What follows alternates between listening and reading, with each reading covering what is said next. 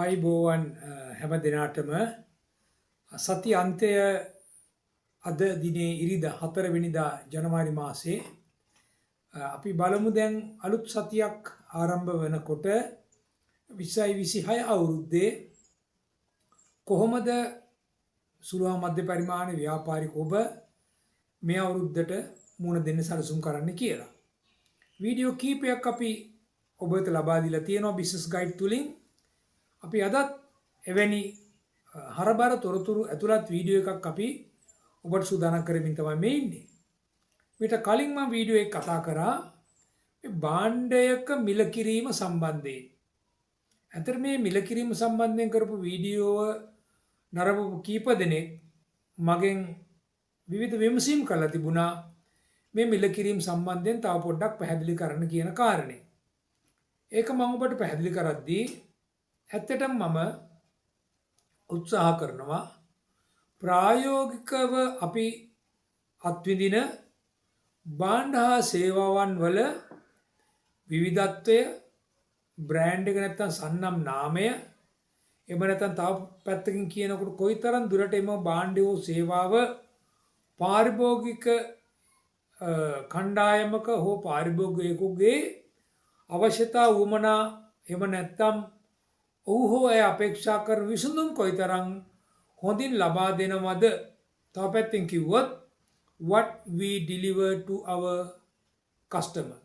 අපි මොනවද අපේ පාරිභෝගිකයාට අවසාන පාරිභෝගිකයාට භාණ්ඩය පරිභෝජනය කරන කෙනාට සේවාව ලබා ගන්න කෙනාට අපි මොනවද දෙන්නේ? මෙන්න මේ කියන කාරණාත් එක්ක තමයි එය දෙන ආකාරය, ඒ ලබා දීමේදී අප එකතු කළ අමතර වටිනාකම්, මේ සියල්ල එක්ක තමයි මේ මිල කියන එක අද තීන්දුව වෙලා තියෙන්නේ. මේක අපිට සාම්ප්‍රදායික ක්‍රමේදී අපි කරේ මොකක්ද? පිරිවැයට ඍජු පිරිවැය අපිට මොන හරි භාණ්ඩයක් සේවාවක් වෙනුවෙන් අපිට පිරිවැයක් තියෙනවා. අපි ඒකට යම්කිසි ඒ පිරිවැයට අපි ලාභයක් එකතු කරලා මිලක් නියම කරා.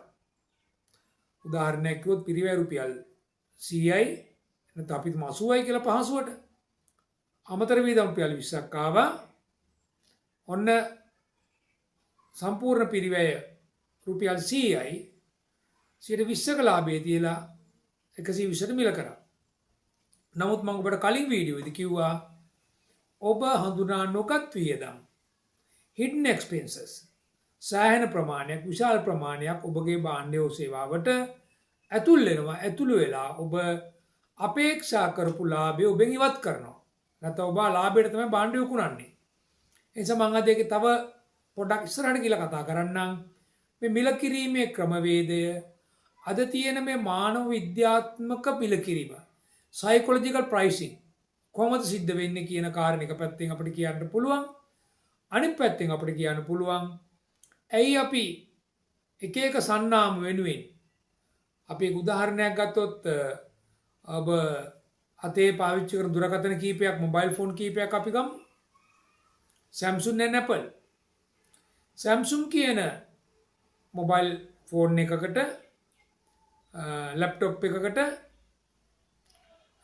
ගත්තොත් අපි ඒ ගෙවන මිලට වඩා වැඩි මිලක් අපි කැමති, හිත ඇතුළෙන්ම බොහොම කැමති කොට Apple බ්‍රෑන්ඩ් එකට.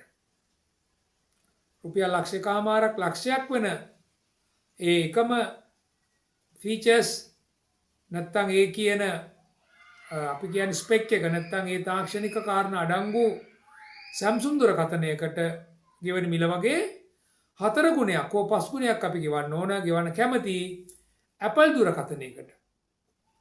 ඒකට හේතුව මොකද? Apple කියන සන්නාමය විසින් පාරිභෝගිකයා වෙත තිලින කරමින් සිටින, තිලින කරන ලද, ලබා දෙන ලද වටිනාකම් ප්‍රමාණය සංසන්දනාත්මක බැලුවොත් Samsung වලට වඩා ගොඩාක් ඉදිරියෙන් තමයි තියෙන්නේ. Apple දුරකථනයක් පාවිච්චි කරපු කෙනෙක් සාමාන්‍යයෙන් වෙනත් දුරකථන, වෙනත් බ්‍රෑන්ඩ් එකකට මාරු වෙන්න තියෙන ඉඩකඩ ඉතාම අඩුයි. ඒක හරි user friendly. ස්පීඩ් එක හොඳයි. ස්ලෝ වෙන්නේ නැහැ. data මොනතරම් ඒකට අපි ඉන්පුට් අපි ඒකට දැම්මත් ඒ මෙමරි එක හොඳට වැඩ කරනවා. අවුරුද්දකින් දෙකකින් අර මුලදී ගත්ත ස්වභාවයම පවත්වා ගන්න පුළුවන්කම තියෙනවා. තාපැත්තෙන් ගත්තොත් පාරිභෝගිකයා ගෙවන මිලට සාධාරණ වන විදිහට ඊට වඩා ඉහළ මට්ටමේ වටිනාකම් මේ බ්‍රෑන්ඩ් එකෙන් අපට ලබා දෙනවා. අපි යමු තව උදාහරණයකට. විවිධ සන්නාම වලින් අපි දන්නවා අපි සපත්තු පළඳිනවා. සාමාන්‍යයෙන් ගත්තොත් Nike කියන බ්‍රෑන්ඩ් එක ක්‍රීඩා කටයුතු වෙනුවෙන් පාවිච්චි වෙන ඊටාම ඉහළ පෙළේ ක්‍රීඩකයන් පාවිච්චි කරන සන්නාමයක් බවට පත් වෙලා තියෙනවා.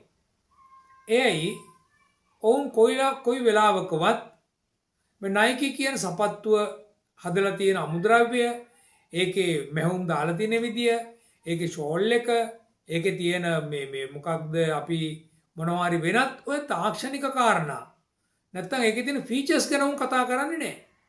ඔන් නිරන්තරයෙන්ම ඉස්මතු කරන්නේ එය පැළඳීම, එය භාවිතය පාවිච්චි කිරීම තුලින් ඇත්ලීට් නැත්තම් ක්‍රීඩකයා ලබන පහසුව සහ කොහොමද ඔහු ජයග්‍රහණය වෙනුවෙන් මේ කියන ෂූපයාර් එකක් එක ඒක මෙහෙවන්නේ කියන කාරණේ. හරියට ගත්තොත් නිකන් අපිට ඇත්තටම ක්‍රීඩකයා නෙමෙයි සපත්තුව තමයි දුවලා තියෙන වගේ අදහසක් එන තැනට මේක ඇවිල්ලා තියෙනවා, ගෙනල්ලා තියෙනවා. ඒතර ඔබ කල්පනා කරන්න ඔබගේ භාණ්ඩය සේවාව මේ කියන සන්නාමයන් ගැන කල්පනා කරමින් ඉන්නවද? මේ කියන බ්‍රෑන්ඩ් එකක් ඔබට උවමනාද? නැත්තම් මොනවා හරි පුළුවන් දෙයක් හදලා අපි විකුණලා එදා වේල අර බිල් ටික ගෙවන්න විතරක්, සමහර බිල් ටික ගෙවන්නත් බෑ. ගෙදර කෑම ටික ගන්න විතරක්, එදිනෙදා පැවැත්මට පරිභෝජන මට්ටමට විතරක්ද ව්‍යාපාරය අපි කරන්නේ. තව උදාහරණ අපි කීපයක් බලමු. අද ඊටාම උසස්ම ආකාරයට නිර්මාණය වෙමින් තියෙන ඉන්ඩස්ට්‍රි එකක් ශේෂ්ත්‍රයක් තමයි hair cutting. hair cutting, bridal dressing අපි මේ ඔක්කොම ගමුකෝ. මනාලි අන්දනේවා, කොණ්ඩේ කපනේවා, මේකප් දානේවා වගේ රූපලාවන්‍ය ශේෂ්ත්‍රය ගත්තොත් කාන්තා, පිරිමි, ළමා, මහලු, වැඩිහිටි හැමෝ අතරම තාම ජනප්‍රිය විදියට මේක වෙළඳ පොලේ කර්මාන්තයක් බවට පත් වෙමින් තියෙනවා. ඔබ දැන් අර කලින් දැක්ක අතු ගන්න නැති අපිරිසිදු රෙදි කෑල්ලක් කරට දාන කිසිදු මං කියන්නේ ප්‍රසන්න බවක් නැති අර බාබ නැත්තම් කොණ්ඩේ කපන කෙනා අද වෙළඳ පොලෙන් ඉවත් වෙලා තියෙන්නේ.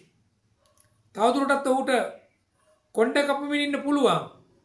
ව්‍යාපාරික මට්ටමට මේක වර්ධනය කළ නොහැකි. ඇයි හේතුව? දැන් සැලොන් ස්ටුඩියෝ තියෙන්නේ. සැලොන් ස්ටුඩියෝ තියෙන්නේ බොහොම ලස්සනට ලයිට් දාලා, AC කරලා, පහසුකම් එක්ක කීප දෙනෙක් ඉන්නම වාඩි වෙලා යනකොට අපට වෙල්කම් එකක් දෙනවා. සමහරට අපට කැමති බීමයක් අපට සර්ව් කරනවා. එහෙම නැත්නම් අපට පත්‍රය බලන්න, වතුර එකක් බොන, තේ එකක් බොන අවශ්‍ය පහසුකම් හදලා තියෙනවා. අපිට තියෙන අපිට වාඩි වෙලා අපේ වාරේ එනතුරු බොහොම නිස්කලංකව අපට අපේ වැඩක් කරගන්න පුළුවන්. ඔබ කල්පනා කරන්න. දැන් ඔබතර මිලක් ඔබ ගෙවන්නේ රුපියල් 250ට 350ට කොණ්ඩේ කපපු කෙනාට ගෙවපු මිල නෙමෙයි ඔබ දැන් ගෙවන්නේ. මොකද ඔබට ඒ ස්ටුඩියෝ ටයිප් සැලුන් එක ඇතුළට එනකොටම ඔබගේ මානසික මට්ටම ඔබගේ බ්‍රෑන්ඩ් එකට යාට දෙන වැලියු එක හදාගෙන ඉවරයි. අපි රුපියල් 3000ක් අමතර වැඩ ඔක්කොම කරත් රුපියල් 5000ක්, සමහරට 10-15000ක් ගෙවන්න අපි සූදානමක ඉන්නවා. මොකද අපි දන්නවා එවැනි තැනක අය කිරීම තියෙන මේ මට්ටමේ තමයි කියලා. ඉතින් ඒ නිසා ඒ විතරකුත් නෙවෙයි. ඔබ අපේක්ෂා කරන ඔබගේ මූණේ හැඩය, ඔබ අපේක්ෂා කරන ඔබගේ අපි කියන්නේ පෞරුෂත්වය, ඔබ අපේක්ෂා කරන ඔබගේ බාහිර පෙනුම මම අර කියන ස්ටුඩියෝ ටයිප් සැලොන් එකේ හොඳට සර්ව් කරන කෙනෙක් අපට මුණ ගැහෙනවා. එයා හරහා අපට අපි අපේක්ෂා කරන මට්ටමේ ලස්සන හැඩතලයක් අපට නිර්මාණය කරගන්න පුළුවන් වෙනවා. ඒ hair cut එක හොඳට කරා මගේ. හරි හොඳයි සර්විස් එක කියන මට්ටමට නැවත මම එතෙන්ට යන්නට අවශ්‍ය කරන මට්ටමේ සේවාවක් තමයි එතනින් අපට ලැබෙන්නේ. ඒක නිකන් ජස්ට් කොණ්ඩ කපන එකක් විතරක් නෙමෙයි. මොකද එහෙම තැන් වලට අද අපේ පාරිභෝගිකය යන්නේ නැහැ. මොකද පාරිභෝගිකයා දැන් කලින්ට වඩා ටිකක් දියුණුයි. ඔවුන් ගෙවන මුදලට සාධාරණ හෝ ඊට වඩා ඉහළට ගියපු ප්‍රතිඵලයක් ප්‍රතිලාභයක් බලාපොරොත්තු වෙනවා. අපි තව උදාහරණයක් ගමු. මනාලියෝ අන්දන තැනක් ගැන හිතුවොත් රුපියල් 10,000කට මනාලියක් අඳ ගන්නත් පුළුවන්. ලක්ෂ 10කට 15කට මනාලියක් අඳ ගන්නත් පුළුවන්. සමහර වෙලාවට වෙළඳපොළ ඉතාම ජනප්‍රිය කාන්තා පිරිමි මේ කර්මාන්තයේ යෙදিলা ඉන්න කෙනෙක්ව මාස 6කටවත් අපට බුකින් එකක් දාගන්න බෑ. ඇයි ඒ? ඔවුන්ට තරම් වැඩ යෙදিলা තියෙන්නේ. ඒ කියන්නේ වෙළඳපොළට ඔවුන් විසින් ලබා දුන්න සේවාව හෝ ගුණත්වය මතින් ඔවුන් හදාගන්න තියෙන හොඳ සන්නාමයක්, හොඳ නමක්, හොඳ පැකේජ් එකක් ඔවුන් ඉන්ට්‍රොඩියුස් කරලා තියෙනවා. ඒ නිසා පාරිභෝගිකයා කැමැත්තක ඉන්නවා මිල පිළිබඳ සාධකයේ අයිනකින් තියලා තමන්ගේ සේවාව ලබා ගන්නට. ඒකයි මම ආරම්භයේදී කිව්වේ මිල කියන්නේ මේ මානව විද්‍යාත්මක සයිකොලොජිකල් ෆැක්ටර් එකක්. ඒ මිල කියන එක ගැටලුවක් වන්නේ අපි අපේ භාණ්ඩය සේවාව ගුණාත්මකව දියුණු කර නැති මොහොතකදී හැම වෙලාවකදීම මිල කියන එක ගැටලුවක්. මිල ප්‍රශ්න කරනවා. මිල පිළිබඳ විමසීම් කරනවා. පාරිභෝගික අපෙන් ඉවත් වෙනවා. ඉන්න පාරිභෝගික නැවත මිලදී ගන්නේ නැහැ. අපි ප්‍රතික්ෂේප කරනවා. ඇයි හේතුව? අපි සාම්ප්‍රදායික භාණ්ඩයක හෝ සේවාවක අපි හිර වෙලා ඉන්නේ. ට්‍රැප් එකකින් උගුලක ඉන්නේ. අපිට ඉහාට යන්න අපට ශක්තියක්, හැකියාවක්, ධෛර්යයක් අපිට තිබුණත් අපිට අවශ්‍ය කර මාර්ගෝපදේශනය, අවශ්‍ය උදව්ව, අවශ්‍ය සහාය අපට ලැබෙන්නේ නැහැ. The business guide තුලින් අතරම අපි කරන්නේ ඔබ ඉන්න ව්‍යාපාර මට්ටමින් next level එකට 20 අවුරුද්දේ ඔබ ගෙනියන්න අපි ඔබට උදව් කරන්න තමයි අපේ මේ සූදානම තියෙන්නේ. අපි මිල පිළිබඳව සාධක කීපයක් අපි අවධානය යොමු කරලා බලමු. ඇත්තරම ගත්තොත් ඔබගේ භාණ්ඩය සේවාව කොයිතරම් ඒ පාරිභෝගිකයාගේ ජීවිතේ වටිනාකමක් එකතු වෙනවද? ඒ කියන්නේ what is the value we add to the life of the customer? මොකක්ද අපි පාරිභෝගිකයාගේ ජීවිතයට අපි එකතු කරපු අලුත් වටිනාකම? ඔහුගේ පෙනුමද? ඔහුගේ වටිනාකමද? ඔහුට යම්කිසි තෘප්තිමත් මට්ටමක්ද? ඔහුට නැවත අපිත් එක්ක සම්බන්ධ වෙන්න අවශ්‍ය කරන ඒ ලින්ක් එක රිලේෂන්ෂිප් එක අපි හැදුවද කියන එක තමයි අපි මේකෙන් අපි බලන්නේ. මේකෙන් අපි බලාපොරොත්තු වෙන්නේ. ඊට අමතරව ගත්තොත් අපිට වෙළඳපොලේ මේ මිල කිරීමේදී අර අපි කියපු සාම්ප්‍රදායික මිල ක්‍රමයන් වලට අමතරව අපි කිව්වා අපි පිරිවැය පදනම් කරගත්ත මිල කිරීමකට අපිට යන්න පුළුවන්. ඒ වගේම අපිට පුළුවන් සමහර වෙලාවට අපි ළඟ විතරමයි මේ භාණ්ඩය සේවාව තියෙන වෙන කාලකවත් නැහැ. අපි මොකද කරන්නේ එහෙනම්? අපි ඉහළ මිලක් කාලකවත් නැති ඉහළ මිලක් අපි මේ නම් කරලා ඉහළ මිලක් අපි මේකේ ලකුණු කරලා කෙටි කාලයකින් වෙළඳපොලේ ගන්න පුළුවන් උප්පරිම ලාභය අපි ලබාගෙන අපිට නැවත අපේ සාමාන්‍ය තත්ත්වෙට එන්නත් පුළුවන්. ඉතින් එහෙම නිර්මාණාත්මක, එහෙම ක්‍රියේටිව්, අපි එහෙම නැත්තම් අපි කියන්නේ ඉන්වෙන්ෂන්, නව සොයා ගැනීම, නව භාණ්ඩ හා සේවා පුතුල තියෙනවා නම් අන්න ඒවට එහෙම මිලක් නියම කරන්න පුළුවන්. එහෙම නැත්නම් ඔබ කල්පනා කරොත් මේ සාම්ප්‍රදායික අපි ළඟ තියෙන භාණ්ඩීය සේවාවට ඉහළ මිලක් නම් කරනවා කිව්වොත් පාරිභෝගික අපි දිහා බලන්නේවත් නැහැ. ගොඩක් වෙලාවට අපි අසාර්ථක වෙන හේතුවක් තමයි මේ ඉහළ මිලක් අපි හිතනවා මේ ඉහළ මිලක් අපේ භාණ්ඩයට ගන්න පුළුවන් කියලා. නමුත් පාරිභෝගිකයා එහෙම විශ්වාස කරන්නේ නැති වෙලාවකදී වෙන්නේ මොකද? ඔබ මිල කරණයෙන් ඔබ අසාර්ථක වෙනවා. ඒ නිසා අපි කල්පනා කරනවා එහෙමනම් අපිට තව අවස්ථාවක් තියෙනවා. අපිට පුළුවන් තරඟකාරී මිලක් වෙළඳපොලේ තියෙන සමාන භාණ්ඩ, සමාන සේවා පිළිබඳව යම් වෙළඳපොළ අධ්‍යයනයක් කරලා තරඟකරුවන් එක්ක කරට කර වෙළඳපොලේ ඉන්න පුළුවන් ආකාරයේ මිලකට ඔබට යන්නට පුළුවන්. ඔබ ඉන්නේ ඉහළ මිලකත් නෙවෙයි, ඔබ ඉන්නේ පහළ මිලකත් නෙවෙයි. සමාන භාණ්ඩ හා සේවා එක්ක ඔබ ඊට ගැළපෙන මිලක් ඔබ යොමු කරනවා, සලකුණු කරනවා. ඔබේ මිලෙන් ඔබ වෙළඳපොලේ පවතිනවා. ඊට අමතරව ගත්තොත් ඔබට පුළුවන් වෙළඳපොළට ඔබට එන්ටර් වෙන්න, පෙනිට්‍රේට් වෙන්න. වෙළඳපොලේ ඔබට යම්කිසි වෙළඳපොළ කොටසක් ඔබට අත් කරගන්න ඔබ අපේක්ෂා කරනවා නම් ඔබට පුළුවන් ඒ වෙලාවට අපි කියන ඒ එන්ට්‍රි ලෙවල් ප්‍රයිස් එකකට එන්න. ඒකත් වෙළඳපොලේ පාරිභෝගික අපේක්ෂා කරන ඉහළම මිලක් නෙවෙයි, පහළම මිලකුත් නෙවෙයි. නමුත් ගුණාත්මකව භාණ්ඩය ඔබ ලබා දෙන සේවාවට ගැළපෙන පාරිභෝගිකයා මිලදී ගන්න සූදානම් මිලක්.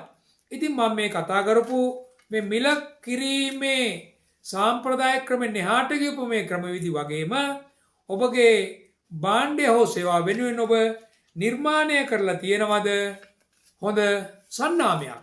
ඒ නිසා මම අර උදාහරණ කීපයෙන් ඔබට මම පැහැදිලි කරේ එවැනි සන්නාමයක් එවැනි ජනප්‍රිය තලයේ ඒක දැක්කම පැකේජින් එකෙන් ලෝගෝ එකෙන් ප්‍රොඩක්ට් එකෙන් සේවාවෙන් මේක මිලදී ගන්න කෙනාට දැනෙනවා this is a good product, this is a quality product, it's fair to pay for this.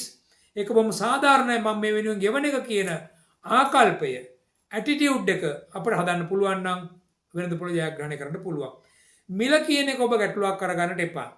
මිල කියලා කියන්නේ ඔබ පාරිභෝගිකයාට ප්‍රශ්න කරන මට්ටමින් එහාට ගියපු භාණ්ඩයක් හා සේවාවක් වෙනුවෙන් ලකුණු කරන ලද යම් අංකයක් පමණයි.